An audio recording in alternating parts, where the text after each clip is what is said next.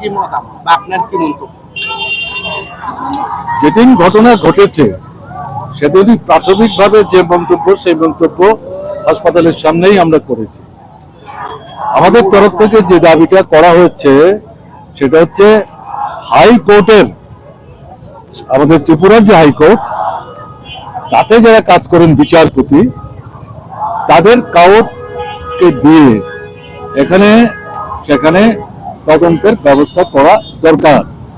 কারণ অনুরাগের এই যে অস্বাভাবিক মৃত্যু, এটা অভাবনীয়। তাকে আমি জানি, 20 বছর রাজ্য সরকারের দায়িত্ব নিয়ে কাজ করার সুযোগ আমার ছিল। তাতে একটা ভালো সময় অনুরাগ এসডিপিও থেকে আইজি ল অ্যান্ড অর্ডার পর্যন্ত কাজ করেছে ভাগে ভাগে। শেষ পর্যন্ত সে ডিজি হয়েছে, সেই সময় তো আমাদের সরকারের নেই। কাজেই এটা অবিশ্বাস্য। এবং রাজ্যে যা ঘটনাবলী চলছে গত 8 বছর, 8.5 বছর যাবত, এই সবকিছু মানে রাজ্যের পরিস্থিতিটাকে উল্টে পাল্টে দিয়েছে। এবং এর মধ্যে আইন শৃঙ্খলা পরিস্থিতি সবচেয়ে বেশি বিপন্ন। পুলিশকেই সমস্ত এই মানে ক্ষোভ বিক্ষোভ এগুলো মোকাবেলা করতে হয়। স্বাভাবিক কারণে ডিজিপি হিসেবে তিনি একটা গুরুত্বপূর্ণ ভূমিকা নেওয়ার চেষ্টা করেছেন।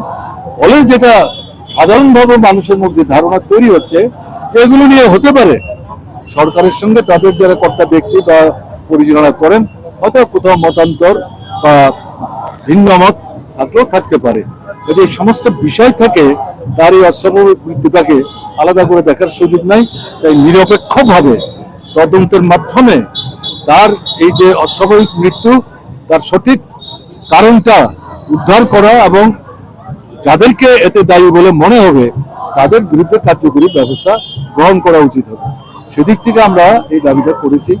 কিন্তু আজকে দেখলাম গতকালকে পশ্চিম জেলার এসপিকে সামনে রেখে একটা তদন্ত কমিটি সেখানে করা হয়েছে।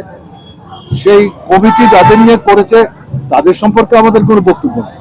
ব্যক্তিগতভাবে তাদের চিনিও না, জানিও না।